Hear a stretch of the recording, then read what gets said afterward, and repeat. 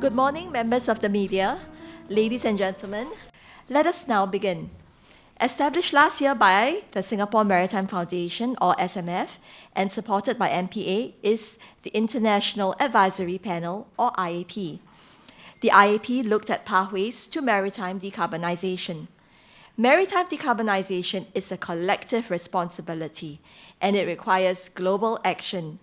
Co-chaired by Mr. Andreas Soman-Pao, Chairman of SMF, and Mr. Wong Weng San, Chairman of the Board and Governing Council of Singapore Maritime Institute, the IAP also identified options to accelerate the transition and ways in which Maritime Singapore can support the industry's decarbonization. The IAP has since completed its work and will share its report with us today. The co-chairs will now present the IAP's recommendations. Gentlemen, please. Good morning, everyone. Thank you for joining this media conference. Weng San and I are the co-chairs of the International Advisory Panel on Maritime Decarbonization, which we refer to as the IAP. You can. I can remove. Yep. Okay. Thank you. Which we refer to as the IAP. And we will be sharing the panel's recommendations and actions for maritime decarbonization this morning. We're going to give a summary version because obviously there's a longer document which you will all have. The International Maritime Organization, as you may know, has set a target to reduce the carbon intensity of international shipping by at least 40% by 2030. And 70% by 2050 compared to a 2008 baseline. Carbon intensity here refers to the carbon output relative to transport work done. And in addition, the IMO aims to reduce total greenhouse gas emissions in absolute terms from international shipping by at least 50% by 2050 and to achieve zero emissions as soon as possible within this century. As a global hub port and maritime center, Maritime Singapore is committed to sustainable international shipping as guided by the IMO's targets. And it was with this in mind that the Singapore Maritime Foundation, with the support of the Maritime and Port Authority of Singapore, established the IAP in July last year, July 2020. Our goal was to develop a strategy to support the maritime industry with decarbonization and to propose how Maritime Singapore can contribute to these global efforts. As everyone is aware, decarbonization is a very complex topic and it needs the cooperation of multiple actors in the value chain. So to reflect this, we gathered local and overseas members from a wide cross-section of the industry. You will find the list at the back of the report. And we also drew on the insights of a range of experts who attended some of our sessions. So also in the report, you'll find some of these subject matter experts who came in on specific topics. We held a total of 9 meetings, which all took place online because of COVID. And on some occasions, we had participants connecting in the middle of the night in their time. So Weng San and I would like to thank all of those who contributed their insights and time to this process at all hours of the day. A major focus of our meetings was to deliver concrete actions, not to write a thought paper, not to debate the details of specific technologies, but to form collaborations and to make things happen. Reflecting what I said earlier, the IAP's vision is for Maritime Singapore to support the decarbonization of the industry to meet or exceed the IMO goals for 2030 and 2050, and to do so by shaping carbon measures, by setting standards, by piloting innovations, by building infrastructure, by deploying incentives, and by connecting stakeholders. And to give some framework around this, we've organized these concepts into 4 high-level strategic objectives and 9 pathways under those. I'm going to hand over in a moment to Weng Sun to elaborate more on the pathways, but just to share with you the four objectives, they are as follows. 1, to harmonize standards. The second is to implement new solutions. The third is to finance projects. And the fourth is to collaborate with partners. And as mentioned, each of these 4 strategic objectives then has specific pathways underneath them. And I will hand over to my co-chair to go through those. Thank you. Thank you, Andreas. And thank you for all of you for attending today's media conference. The release of the IAP's recommendation is a milestone in our journey towards maritime decarbonization. As Andreas mentioned, I will be sharing more on the 9 pathways that have been developed by the IAP members. I will only touch on the brief details, and you may wish to refer to the full report for more details when it is released later this afternoon. Pathway 1 and 2 relate to harmonization of standards in a few areas. Firstly, in relation to metrics used for carbon accounting, Pathway 1 recommends that we need to develop an effective and harmonized measurement system. The need to develop harmonized standards also applies to new technologies and solutions covered under Pathway 2. This will include developing a common standard in a few areas, such as for JIT arrivals, for port community systems, and for safety standards for the handling of alternative fuels. Moving on to Pathway 3, which is to pilot trial and deploy solutions. This is an especially important pathway. Pilot projects and the development of concrete applications are vital to the success of maritime decarbonization. The IAP recommends that a consortium approach is taken in such pilots, such that all stakeholders along the value chain within and beyond the maritime industry are involved. Given the diversity of options available, it is not the mandate of the IAP to recommend which fuel to choose. Shipping companies are best placed to decide which fuel suits their needs.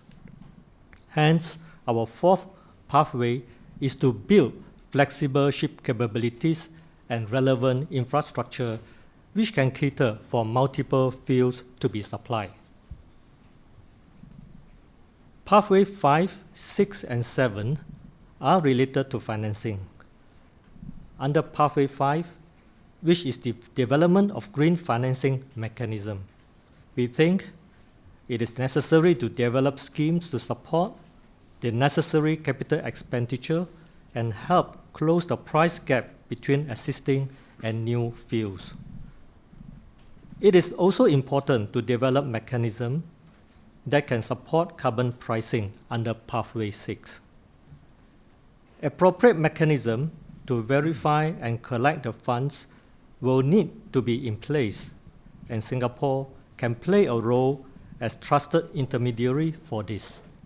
Singapore is also well positioned to be custodian for and to deploy R&D funds and grants effectively to benefit the global maritime community. Pathway 8 is a cross-cutting pathway to multiply local, regional, and global collaboration across stakeholders. Relating to collaboration, our final pathway is the setting up a decarbonization center. We aspire for this to be a global center for decarbonization in Singapore, which acts as a catalyst for progress in maritime industry and beyond. It can act as a central coordinating institution for various maritime decarbonization initiatives. Some possible roles could be to look at pilot trials, conducting R&D, developing carbon measurements, and Decarbonization Center will be a node in a global network and can serve as an Asian bridge to other like-minded centers. As Andreas mentioned earlier, a key focus of the IAP is on concrete actions and collaborations. With this in mind, we identify a list of possible projects to work on together. I will let Andreas share more on these projects, but I would like to put it out there that we welcome interested parties from both within and outside the maritime industry to come forward to work with us. Although our IAP is specific to maritime decarbonization, we certainly recognize that the fact that decarbonization cuts across all industries and has implications for everyone. We therefore want to tap on opportunities to work together across sectors and stakeholders where feasible. Andreas, over to you. Thanks, Weng Sun. As you heard, one of the key projects that we've proposed is to establish a decarbonization center. I'm pleased to report that we are already taking concrete steps towards the realization of this center with the signing of a memorandum of cooperation with founding partners that will be taking place in the second part of today's program. And on behalf of the Singapore Maritime Foundation and Maritime Singapore, I would like to extend sincere thanks to those who have agreed to join as founding partners. It is a great demonstration of forward vision, of global thinking, and of community spirit. So thank you to all of you and the representatives here in the room today. It's our intention that this center will work closely with NTU's Maritime Energy and Sustainable Development Center of Excellence, and will also collaborate with other centers such as the Mercer McKinney Muller Center for Zero Carbon Shipping.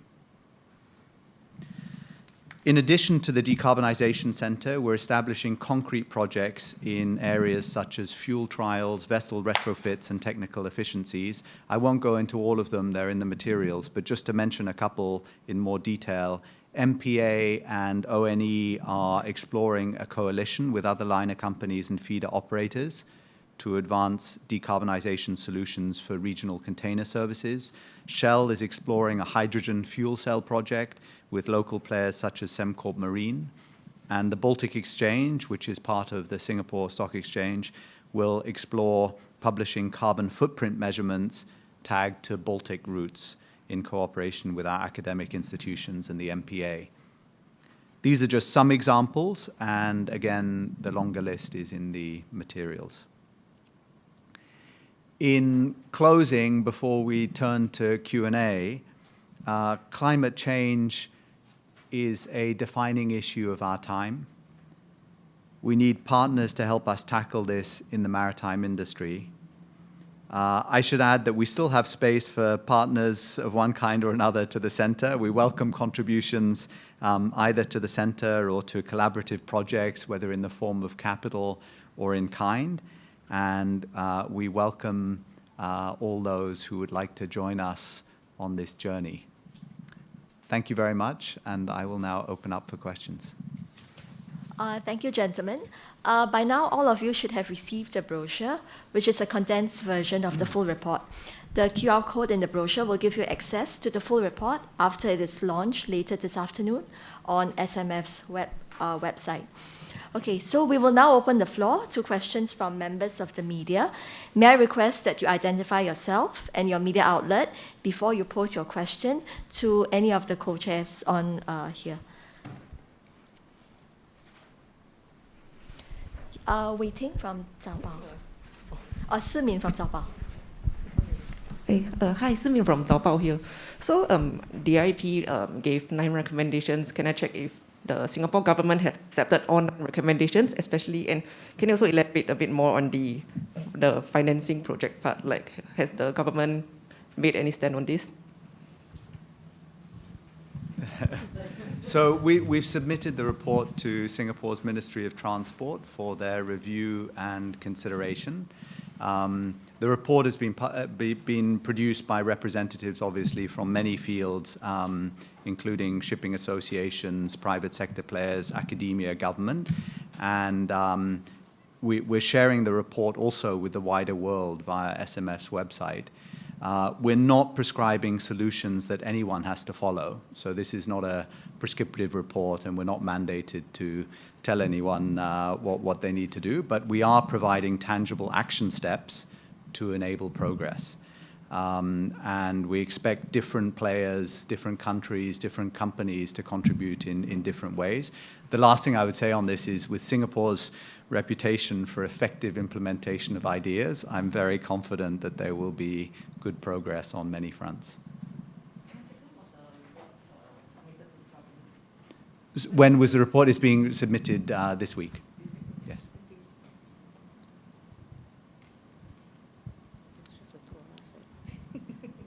Hi, I'm Gwyneth from CNA TV. Thanks for sharing the details of the report. Could I check? You mentioned one of the pathways was pilot trials and deploy solutions. So these projects, are those the trials that you have in mind, or if not, what sort of trials do you have in mind? So some of these projects are indeed the trials that we have in mind, but we very much expect that there will be more, because there is a lot of exploration now to try to find the best zero carbon fuels for the future, as an example. So first of all, we're seeking answers. Secondly, there may be different answers for different sectors. So whereas electrification may be relevant for short sea shipping, it's going to be difficult for long-haul deep sea shipping. And so we need to be trialing lots of different things, and we foresee different constellations looking at different potential solutions for different applications. And the list is very much expected to expand from what you see here. But we already have the ball rolling with a few ideas. So just to check, are they all going to be fuel concerned? As in, are they going to all be concerned with zero carbon fuels, or is there other aspects as well? No, it's a great question, because there is a lot of focus on fuels. If you want to get to 50% reduction or to net zero, fuels is going to be a massive component of that. But there are also many other steps, including operational steps. Just to highlight one example, and perhaps Weng Sun has some other examples of things that one can do outside of fuels. But just to highlight one example on the operational front, just-in-time arrivals. The industry historically has had a practice of rushing to wait. So we race to port, and then we sit in port and wait, and we burn a lot of fuel racing to port. You would think that we'd have figured this out by now, and we would go a bit slower and arrive just in time. But it's a complex issue which requires the port itself in terms of scheduling. It requires customers. It relates to contracts. It relates to incentives. It relates to technology and interoperability of technology. And so one really needs to bring together lots of pieces to make something like this happen. That's an example which is not about a new fuel, but can help us with decarbonization. I don't know, Weng Sun, if you want to talk. I think another aspect is looking at the business model itself through all these trials and getting together to have ideas. One example is already what's happening, as Minister Ong just mentioned during the openings, that being a transshipment hub is already part of the huge decarbonization process. That is, we reduce the trips, we reduce the movement, repetitive movement of goods from one port to another until they reach the final destination. I think this is something eventually all efforts put together, and like-minded personal organization come together, we were able to go beyond just efficiency, operations, even go to a business model.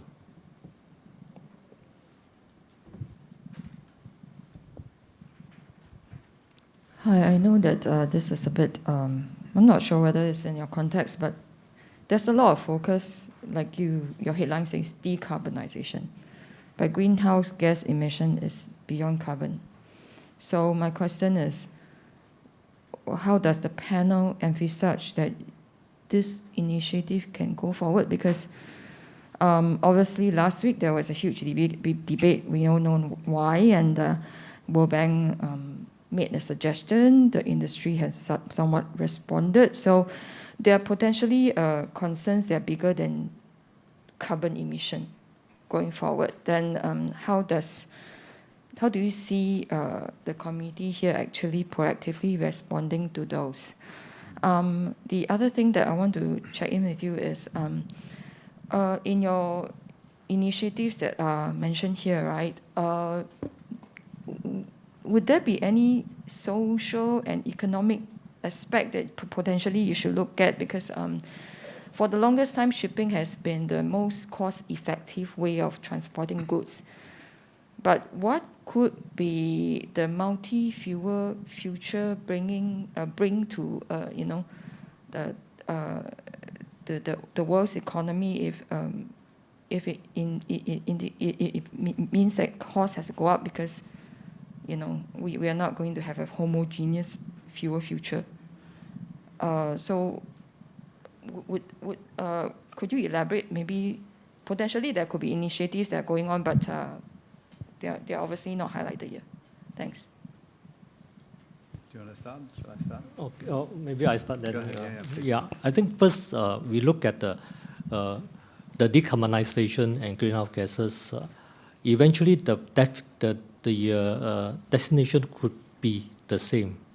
But however, decarbonization is also a major part of the managing of the greenhouse gases.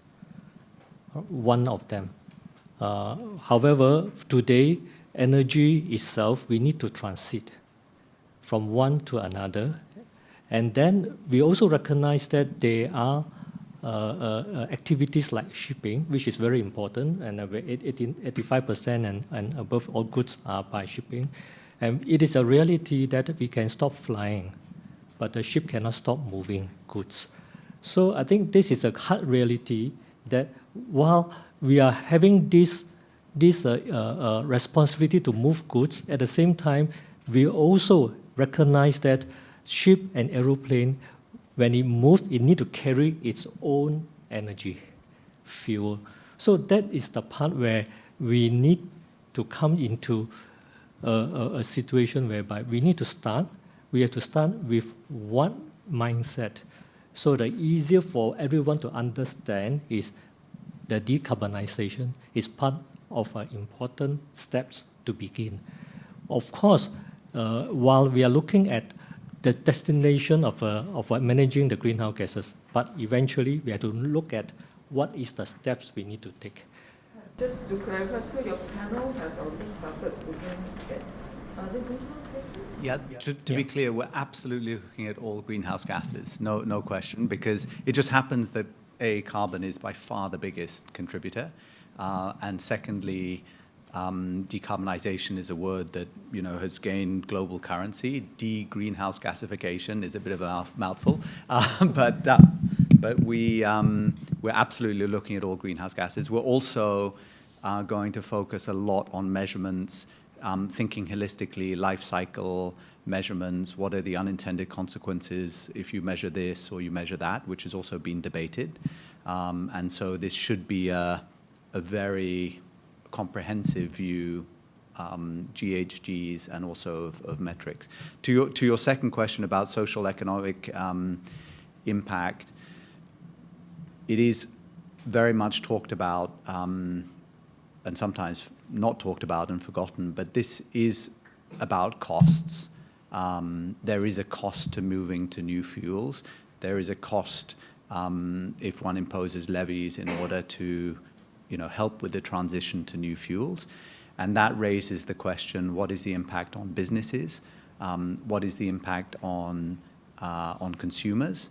And also, what is the impact between countries? Because, with levies and with these topics, there's a cross-border element to it as well. And I think this is all part of the mix. I don't have a simple answer for you here, but that's another example of where a center can be thoughtful about how the costs get shared and allocated, and how we tackle the socio-economic impact of this transition. You mentioned your initiatives potentially would have started looking at beyond carbon dioxide. Could you maybe give some examples? Yeah, for example, is a alternative fuel, right? It could be a green hydrogen, green ammonia. We touched on that during our discussion. We look into electrification. However, we also recognize the application and scalability today, in which we need to spend more time to address this and to start to have trials, pilot, right, on this deployment of solutions. So electrification, for example, is one good is something where we look at the near shore, the coastal, short distance, but not able to sustain a longer journey or a deep sea ocean going. But we also look into alternative, right, like study on methanol and some other options. But today we are not saying that which field to go. We are looking at let's work together to explore, to study, and at the same time we need to support R&D. We need to support in what way we can channel all the resources together to find a solution. And it will be a journey if we're looking at maritime field. What is the panel stake, for instance, on World Bank statement last week? So I think the important point here is the center is not there to kind of dictate and to say you must use LNG or you mustn't use LNG. That's not really the role of the center. The center is there, and the panel's recommendations similarly were not to say, look, this is the answer. Rather, we're saying, how can we create collaborations, investigations, explorations that get us to the truth, rather than being the sole arbiter of the truth up front. And if we can bring together the right people who are focused on the right topic, we will get closer to the truth and achieve the ultimate objective. There's a danger, I think, sometimes in sort of taking too strong a stand too early, because there are still unknowns that we have to address. Okay, thank you. Due to time constraints, we will now only have a last question. Marcus? Thank you. You referenced international collaboration. There's lots of different efforts going on around the world. You've got the proposal for the R&D fund at IMO. So could you elaborate a bit on this collaboration, and how do you bring all of this together? So we will, as mentioned, be coordinating with other centers, other groups, other stakeholders. We would like to focus on areas where Singapore is especially strong. For instance, as the world's leading bunkering port, as one of the largest container ports in the world, as one of the broadest maritime clusters in the world with strong academic institutions. There are so many areas where we can leverage Singapore's strengths. But I would also say we're not afraid of some duplication. When you're trying to save the planet from the effects of climate change, it's okay if more than one party is working on it. And we don't see ourselves really so much in competition with other groups as trying to work alongside, sometimes on similar topics, and comparing notes, exchanging ideas. Okay, great. Thank you very much, Mr. Sukman Pao and Mr. Wong. You may return to your seats. Okay. We have now come to the end of the first part of today's program. We will take a 5-minute break, and I will see you back in this room at 11:35 a.m. for the second part of today's program. Thank you very much.